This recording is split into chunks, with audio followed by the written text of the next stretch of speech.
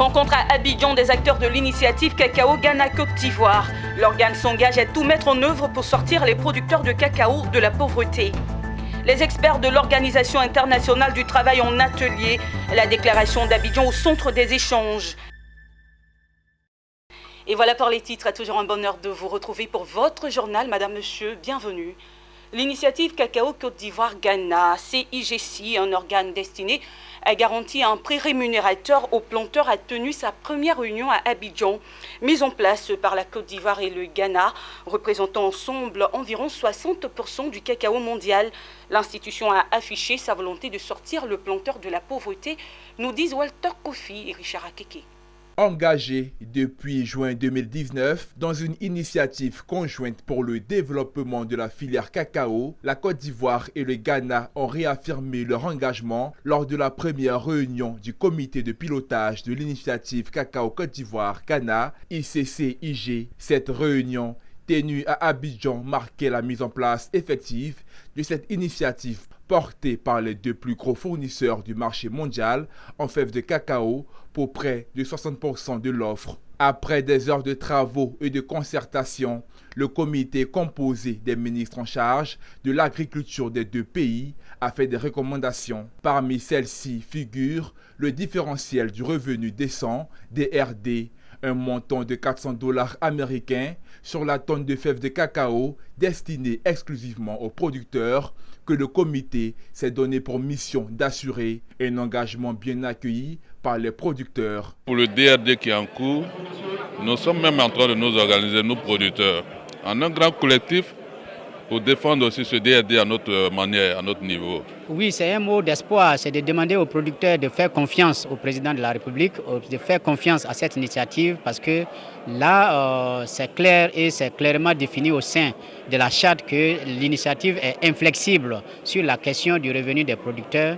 Et un des enjeux majeurs de cette initiative, c'est la question du DRD, qui est le différentiel des revenus décents des producteurs. Et c'est en cela que nous saluons cette initiative. Ça a été une belle initiative des deux présidents ghanéens et ivoiriens qui a conduit aujourd'hui à la mise en place de l'initiative Cacao Côte d'Ivoire-Ghana. C'est une très belle initiative et c'est cette initiative aujourd'hui qui a permis d'obtenir le DRD qui ajoute une plus-value au prix du producteur café-cacao.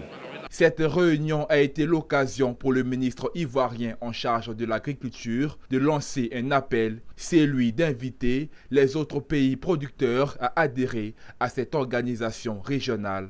Je saisis l'occasion pour lancer un vibrant appel à l'ensemble des pays africains producteurs de cacao à adhérer à cette organisation qui permettra à nos États d'influencer davantage le marché mondial du cacao. Notons que la réunion d'Abidjan a entériné la nomination de l'Ivoirien Alex Pierre Anno Assonvo en tant que secrétaire exécutif de l'ICCIG, fonction qu'il occupera jusqu'en 2025. Le ministre ghanéen de l'Agriculture et de l'Alimentation, Owusu Okoto, est le premier président de l'initiative Cacao Côte d'Ivoire-Ghana. Alors que Accra abrite le siège de l'organisation, la Côte d'Ivoire conservera le secrétariat exécutif. L'AMUGA, entendez l'autorité de la mobilité urbaine du Grand Abidjan, a procédé à la signature d'une convention avec la mairie de Cocody à Abidjan. C'est un document par lequel les deux partenaires se sont accordés en vue de réguler et fluidifier la circulation de toutes choses sur le territoire ivoirien. Le reportage de Mon Désir Nascimento et Tima Traoré. C'est un partenariat attendu par l'ensemble des deux acteurs. Il est enfin signé et permettra de régler les problèmes de mobilité urbaine. Par cet acte paraphé ce lundi 22 juin à Abidjan, l'AMUGA, entendez autorité de la mobilité urbaine du Grand Abidjan et la mairie de Cocody, mettront en place en urgence une brigade. Elle aura pour rôle de réguler et fluidifier la circulation, discipliner les automobilistes, toute chose qui permettra une meilleure circulation dans cette commune d'Abidjan. Jean-Marc Yassé, maire de Cocody, se dit reconnaissant pour la confiance placée en lui et pour la phase pilote de ce projet. D'abord, je remercie le ministre des Transports et je remercie aussi ici présent le directeur général de l'AMUGA parce que ça va nous permettre de décongestionner un peu les carrefours, de discipliner les automobilistes, de réguler la circulation et de permettre à tout un chacun de pouvoir se rendre tranquillement au travail et à la maison. C'est une phase pilote qui va durer 6 mois. Elle entraîne le recrutement d'une vingtaine de jeunes qui recevront tous une formation de haut niveau en ce qui concerne la régulation de la circulation. Le directeur général de l'AMUGA, Romain Kwaku, rassure les collectivités quant à la volonté de son ministère de tutelle, le ministère des Transports, à accompagner les communes dans ce nouveau challenge. C'est des projets que le ministère des Transports a travaillé avec les collectivités. Nous allons ensemble, main dans la main. Il n'y a pas de conflit entre l'AMUGA et les collectivités. Nous sommes des partenaires techniques, on va travailler ensemble. L'essentiel, c'est qu'on puisse améliorer les conditions de déplacement de nos populations. Et donc, sur ça, comptez sur nous. Et le maire nous a ouvert toutes ses portes. On a dit, bon, on démarre là, on verra. C'est en fonction de l'acuité aussi des problèmes que nous avons recensés, que nous avons commencé ici à Cocody. Donc, une fois qu'on aura un retour d'expérience, on va donc l'étendre progressivement à Marcory, à Trècheville, en tout cas dans les 10 communes, pour qu'on puisse, dans un premier temps, stabiliser un peu cette situation, en attendant que, n'est-ce pas, on puisse installer progressivement des feux tricolores à ces endroits-là. L'AMUGA est une autorité administrative indépendante dotée de la personnalité juridique et de l'autonomie financière. Elle a pour mission d'assurer l'organisation et la coordination des différents modes de transport du périmètre des transports urbains de sa compétence. Ainsi, l'AMUGA assure dans le Grand Abidjan la gouvernance institutionnelle de la mobilité urbaine. Il s'est ouvert ce lundi à Abidjan un atelier sur la mise en œuvre du document dénommé la Déclaration d'Abidjan. Ce document se veut un plan stratégique visant à réaliser le potentiel de l'Afrique en matière de croissance inclusive et à bâtir un travail fondé sur la justice sociale. Au cours de cet atelier, les experts de l'OIT, les partenaires sociaux et 13 ministres ont fait le bilan à mi-parcours de la mise en œuvre de cette Déclaration d'Abidjan adoptée depuis décembre 2019. Mon désir Nascimento et Tima Traoré.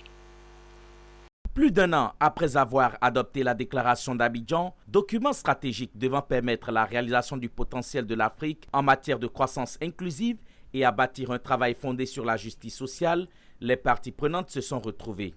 L'État de Côte d'Ivoire, à travers 13 ministères, les partenaires sociaux et les experts de l'OIT, tous étaient présents pour faire le bilan à mi-parcours des progrès réalisés sur les grandes priorités fixées par la déclaration d'Abidjan. On voit bien que ces grandes orientations sont aussi très en phase avec ces objectifs nationaux. Première grande orientation, c'est la question d'une transformation structurelle inclusive des économies africaines. Ça, c'est très important, avec la diversification de l'économie rurale, avec le développement du numérique, avec le développement d'entreprises durables, notamment des petites et moyennes entreprises. Deuxième grande priorité, c'est celle de l'emploi des jeunes et celle de l'insertion professionnelle, comme une nécessité à la fois économique, mais une nécessité aussi sociale pour répondre aux attentes des jeunes. Le nouveau cycle de programme pays de promotion du travail décent, PDT, 2021-2025 de la Côte d'Ivoire, dont la formulation débutera dans les semaines à venir, devrait être l'occasion de mieux articuler la suite de la mise en œuvre de la déclaration d'Abidjan. Monsieur le ministre, c'est pourquoi compter sur votre implication et votre sens élevé de l'intérêt commun afin, pour sortir de cet atelier, la contribution des mandats tripartites de Côte d'Ivoire relativement à l'examen à mi-parcours de la mise en œuvre de la déclaration d'Abidjan soit disponible. Après l'état des lieux, des propositions seront faites au cours de cet atelier pour lever les obstacles et les goulots d'étranglement susceptibles d'empêcher la réalisation des objectifs ou priorités de la déclaration d'Abidjan. Et plus de 300 auditeurs issus de divers pays africains, notamment de la Côte d'Ivoire, ont reçu leur diplôme de maître ingénieur de l'ISESM Paris, fruit d'une collaboration de la compagnie académique de formation CAF, l'Université Félix Houphouët-Boigny d'Abidjan et l'ISE Paris. Ces diplômes ont pour objectif d'offrir aux auditeurs un niveau d'excellence internationale sans quitter leur travail ni leur pays. Walter Kofi et Tima Traoré nous en parlent. La plupart cadres d'administration publique et travailleurs du privé, ces professionnels ont ajouté une nouvelle corde à leur arc, celle d'Executive Master of Engineering Au maître ingénieur, un diplôme obtenu dans diverses filières après plus de 6 mois de cours en distanciel, initié par la Grande École d'ingénieurs ISE-ISM Paris avec la collaboration de la Compagnie académique de formation CAF et l'Université Félix Houphouët-Boigny. Le diplôme exécutif Master of Engineering vise à offrir aux auditeurs la capacité d'allier la maîtrise de leur spécialité et l'esprit d'ingénieur. Pour les initiateurs, ce diplôme permettra de combler un manque d'ingénieurs constaté à l'échelle internationale. Une carence en fait qui concerne tous les pays. Nous rentrons dans une époque où il va falloir beaucoup plus d'experts technologiques sur des nouvelles technologies en plus. Et donc ça concerne tous les pays, mais en particulier les pays africains où malheureusement il y a un manque de formation en ingénieurs diplômés. L'objectif est atteint. Nous sommes parvenus à former des cadres de haut niveau capables de compétences transversales dans différents domaines. Nous sommes vraiment très fiers de nos auditeurs qui ont relevé les défis qui étaient les nôtres et les leurs et nous ne pouvons qu'exprimer notre joie en ce jour. Les auditeurs issus de différents pays africains et de diverses promotions, notamment la logistique, la finance d'entreprise et la gestion, ressortent satisfaits de cette formation et ils entendent mettre à profit les compétences acquises. Aujourd'hui, à l'heure du big data, du développement durable, la compétence logistique est une fonction vitale dans toute entreprise. Et nous, on est la première promotion et c'est une formation pas du tout facile parce qu'on est en même temps des professionnels et on devait être assidus au cours. Donc à l'issue de tout ce parcours difficile, quand on obtient ce diplôme, c'est vraiment une joie. La cérémonie s'est terminée par une passation de flambeau des promotions sortantes à la promotion entrante. D'autant que ISE-ISM Paris est une grande école d'ingénieurs créée il y a plus de 70 ans et qui regroupe aujourd'hui les plus grands établissements d'enseignement français. Et on l'annonçait en titre, l'excellence a été célébrée récemment dans la sous-préfecture d'Assini-Mafia, précisément dans le village d'Assankro. Les meilleurs élèves de l'EPP Kassi Brou Amichia ont bénéficié de kits scolaires en guise de récompense. Le compte rendu de Daniel Kodjo.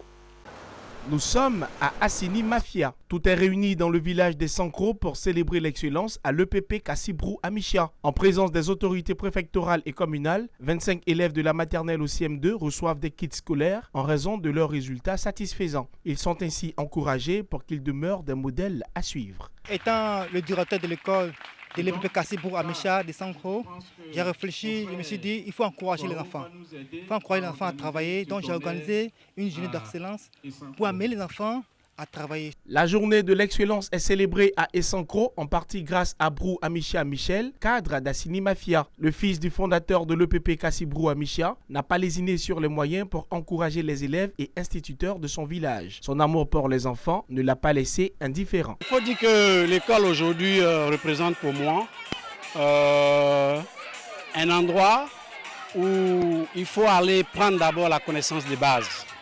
Donc vous savez aujourd'hui, l'école, ça nous permet aujourd'hui de pouvoir nous insérer dans la vie active. Dans sa dynamique de moderniser l'établissement, Brou Amichia Michel fait don d'un ordinateur, une imprimante, des pots de peinture et des briques pour clôturer l'école primaire. Des actions sociales qui favorisent la joie des enfants et des instituteurs. La journée de l'excellence célébrée à Essankro s'est soldée dans une ambiance bon enfant. L'Académie des sciences et techniques de la mer, en collaboration avec l'École supérieure des gestions de San Pedro, était en journée promotionnelle de son antenne régionale. Cette activité se situe dans le cadre du programme de redynamisation des activités de l'institution. Elle vise à créer une plateforme d'échange et de rencontres entre les entreprises partenaires et les écoles de formation professionnelle et technique de la région de San Pedro. À San Pedro, les élèves, étudiants, parents d'élèves, professionnels et entreprises du secteur maritime ont pris d'assaut l'antenne régionale de l'Académie des sciences et techniques de la mer, ARSTM, dans les locaux de l'École supérieure de gestion ESG. Nous sommes aux journées promotionnelles de l'ARSTM. Ces journées promotionnelles ont été marquées par de l'animation, une distribution de flyers dans la ville, une conférence sur l'importance de la formation dans le développement de la plateforme portuaire de San Pedro. Était également inscrit au programme une formation des étudiants de la 2e et 3e année sur la rédaction d'un curriculum vitae et l'entretien d'embauche ainsi qu'une visite des entreprises partenaires en vue de booster la formation continue des agents et obtenir des stages pour les étudiants en fin de cycle. Avec l'ASM, on a rencontré pas mal d'entreprises, les élèves ont été formés, on a rencontré des chefs d'entreprise qui ont spontanément décidé de participer avec nous. Ça pour motiver aussi bien nos élèves pour qu'ils continuent de travailler, pour qu'ils comprennent que le développement de la plateforme, c'est une opportunité pour eux en termes d'emploi, mais également aussi pour motiver les employeurs. Nous avons accepté le parrainage de cette manifestation-là parce qu'elle présente un caractère important pour nous en tant que port et en tant que communauté portuaire. Vous savez, on ne cessera jamais de le dire, il n'y a que de richesses que d'hommes. Si vous avez toutes les grandes installations, toutes les meilleures installations, si vous n'avez pas un personnel qualifié, vous n'aurez pas fait œuvre utile. C'est dans ce cadre-là que nous soutenons toutes les actions posées par l'Académie. L'Académie des sciences et techniques de la mer est une institution paramilitaire qui forme depuis plus de 30 ans l'élite dans le domaine portuaire et maritime en Afrique. Elle délivre des diplômes mondialement reconnus. Elle a ouvert une antenne régionale dans les locaux de l'École supérieure de gestion ESG de San Pedro dans le cadre d'un accord de partenariat signé avec cet établissement le 26 octobre 2017 afin de se rapprocher de la plateforme portuaire en plein développement. L'ouverture de cette antenne vise à accompagner le développement de la plateforme portuaire en permettant à un plus grand nombre de jeunes de bénéficier des enseignements de qualité, mais aussi aux travailleurs du secteur de renforcer leurs capacités. Depuis quelques mois, le président du Sénat ivoirien, Jano Ahoussou-Kouadio, est de retour en Côte d'Ivoire après avoir été contraint par la maladie à coronavirus de rester loin des siens un an durant. Le mercredi dernier, le fils de Didier Vi s'est rendu dans sa localité, précisément à Ravia.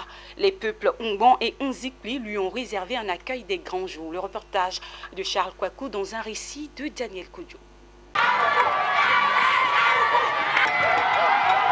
Tous mobilisés comme un seul homme ont applaudi leur fils le long du parcours. Personne ne voulait se faire compter cet événement. À l'unisson, dans la cohésion et l'entente, avec des chants à la gloire de Dieu et des aïeux, les peuples Ngban et Nzikli sont sortis magnifier leur fils, durement éprouvé par la maladie. Jano Ahoussou-Kouadio, président du Sénat de Côte d'Ivoire, est de retour dans son village après avoir été contraint par la maladie à coronavirus de rester loin des siens une année durant. Le préfet du département de Didier Vi, Djiké Raymond, s'est réjoui avec les populations de voir le numéro 1 du Sénat revenir voir les siens en possession de toute sa santé. Disons merci à Dieu. Nous bénissons le nom du Seigneur parce que ce qu'il a fait pour nous, c'est tellement grand. Il nous a beaucoup manqué. Et son absence a été ressentie par la population. Donc quand on a appris qu'il venait, je réside à Boaké. Je suis arrivé hier pour l'accueillir.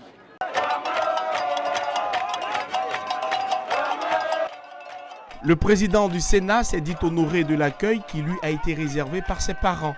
Il a saisi l'occasion pour exprimer sa reconnaissance au président Alassane Ouattara, dont le soutien n'a pas manqué durant tout son séjour en Europe.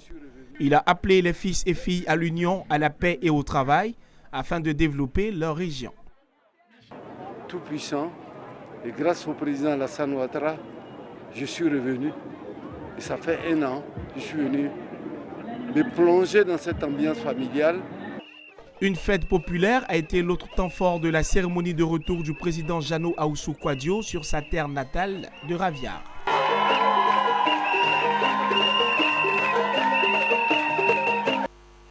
Les jeunes de Miadzin ont rendu un vibrant hommage à leurs parents ce samedi 19 juin à travers les célébrations de la fête des mères et des pères.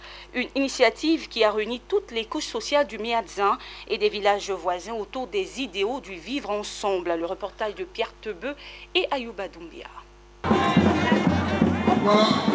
Les jeunes de Miadzin ont voulu faire de cette journée une journée inoubliable pour leurs parents. Une journée choisie non seulement pour célébrer les pères, comme il est de coutume tous les 3e dimanches du mois de juin, mais magnifier les mères. Bref, ce sont les parents qui sont célébrés ici ce jour par la jeunesse. Nous voulons les honorer, être reconnaissants pour tout ce qu'ils font pour nous. Et c'est une occasion pour nous véritablement de célébrer nos moments pour bénéficier de leur bénédiction. Voilà.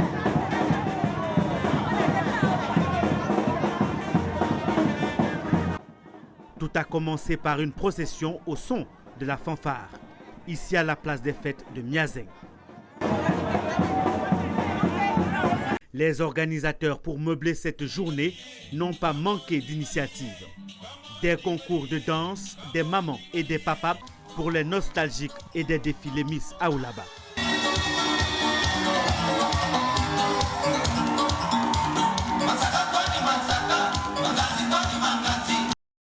Les organisateurs ont voulu célébrer les mères et les pères pour saluer la bravoure, le courage et la ténacité des parents qui sont les pierres angulaires de la famille. Pour moi, cette fête de Miazeng et cette fête des parents, c'est une fête de cohésion. Parce que nous, la jeunesse de Miazeng, notre objectif, c'est de faire en sorte qu'il y ait l'unité, l'amour et puis le partage. Les pères demeurent pour les jeunes de Miazeng le complément indispensable pour les mères et la famille tout entière. Donc la jeunesse qui reconnaît que leurs parents sont donc la source de leur vie, la source de leur réussite, ben écoutez, c'est à saluer. Nous sommes à une occasion de la fête des mères et couplée avec la fête des pères. Le premier message de M. le Premier ministre et son épouse, c'est de souhaiter en tout cas une bonne fête des pères, une bonne fête des mères à tous les hommes, à toutes les femmes de la région de Lamé. À la fin, chacun a eu droit à un cadeau symbolique. Cette édition de la fête des pères de Miazeng a vu la participation de nombreux artistes d'ici et d'ailleurs. La fête s'est terminée tard dans la soirée avec la promesse de réunir tous les parents de la région de Lamé l'année prochaine pour une nouvelle édition à Miazeng.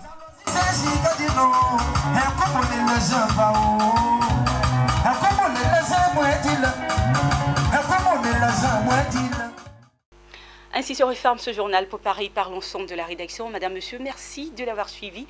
Prenez soin de vous. Au revoir.